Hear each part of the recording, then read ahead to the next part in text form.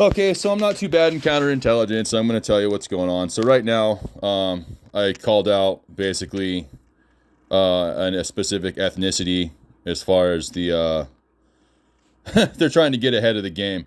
I called out a specific ethnicity for enslaving nations, and you can look at my previous videos of that.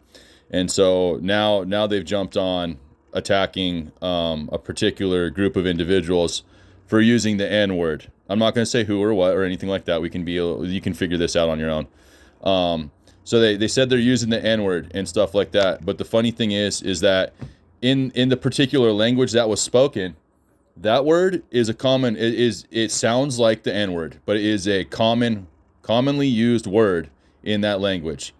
So it'd be like us using the word send or bring or something like that, and that's what it means in their language. It's a commonly used word. You can hear it frequently being used in regular conversations. And so there's another word that you hear fairly frequently. That's Chicago. Okay, that is like Chicago, like the Chicago, Illinois. And that's funny because the the culture of the people who are being accused of using the N word, um, they currently go to Chicago and New York and some other places in the United States that have a predominantly large population of black people. So that's where it kind of gets interesting because you're looking around and they're being allegedly called out for saying the N word when if they were using the N word, they probably wouldn't be even stepping foot in those cities. And the reason I say that is because if they feel that way, why would they put themselves around the people that they would use that word towards? So that's one of the things too. Um, Here's the thing about that. This is what you call a preemptive strike. And so if you know that you're in a position where you're about to ready to be outed and exposed for your poor behavior, you're going to cause a preemptive strike in order to put your what you would call an attacker on the defense. And that's a common DARVO tactic. They immediately want to put you on your heels and put you against the wall because they know what's coming. So that's one of the things is that these individuals have enslaved nations and they can't hide it anymore because I've got 4 examples I previously put out. And so that's where it gets difficult, right? That's where it gets difficult. I The thing is that when they do these preemptive strikes, what they do is they expose themselves for who they are and who they hang out with and who they're associated with, and that's more of a problem for them than the person they're accusing. So thank you for giving me a piece of the puzzle, and thank you for exposing yourself. Metaphorically speaking, of course, in the way that you would be calling somebody else out for using the N word and working in that industry in that country, and obviously knowing that that word is a common word in the indigenous language of that place. Now I don't know whether they use the word or not because the words can be it depends on the circumstance. I haven't looked at the circumstance of the situation, but that word is a common word. That word is a common word in their language, and it's not meant in the same way that we would use it in English. So this is one of the up and coming groups. This would be an up and coming group that has crawled from the bottom all the way to the top. They're very good at what they did. This is what you call a crab in a bucket moment, where someone is beating down someone else out of spite and with the intention of keeping them down. And it's done for multiple reasons. It's a strategy. It's a strategy to beat someone down because they also feel threatened by the competition.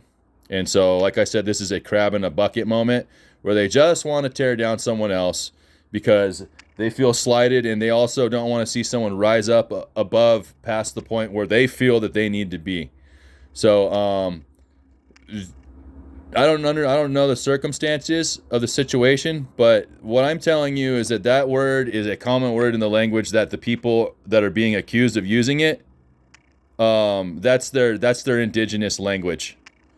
So it's one of those things, like if I use the word and or but or the, no one usually gives me a hard time. But okay, so here's something funny. Chevy Cars made a car called Chevy Nova, Nova, like a supernova. Well, here's the thing. It didn't sell in Mexico at all because Nova means doesn't go.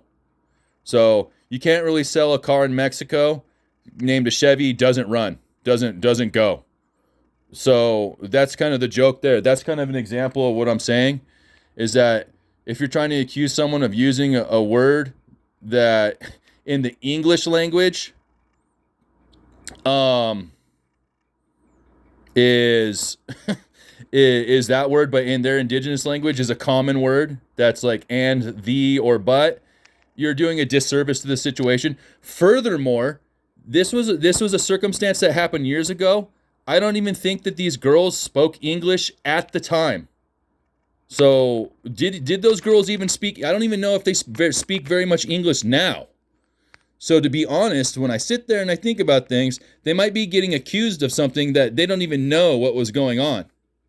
So these are all circumstances that need to be explained. But obviously, this is an attack. This is what you call a preemptive strike, and it's done with the intention of taking somebody who is in an advantage right now, and is actually building their life up and doing a good thing to knock them back down, back to where these people think where they belong. So the people that are being attacked right now, that probably don't speak English and are being accused of using the N-word, they have risen up very high from where they originally started. And so they should be praised and not beaten back down because they're using a common word in their indigenous language. Like I said, I don't even think they speak English or speak very much English now. So the years ago when they use it, because I suspect this happened a while back, they probably didn't even speak the language and didn't even know what the word was. So, I don't know. It's disappointing to watch people that are rising up, being successful, to have another group of people sit there and just want to tear him back down. But that's actually a commonality among some groups. So you can only do so much for people, and you can only elevate them up so much before they want to just shred each other. And it's the whole mentality of using someone else as your footstool, which in reality is bad karma, and it's asking to have the same done to you. Anyways, I'd like to congratulate everyone who's elevated themselves up enough to where they're actually being attacked. So, that actually, like, if you're dealing with stuff like this, it means you're on the right path and you're doing well for yourself enough for someone else to want to tear you down. Anyways, I hope that this makes sense and clarifies some things, because sometimes what you see is not truly what's going on, especially what's going on behind the scenes. Anyways, everybody take care and have a good day.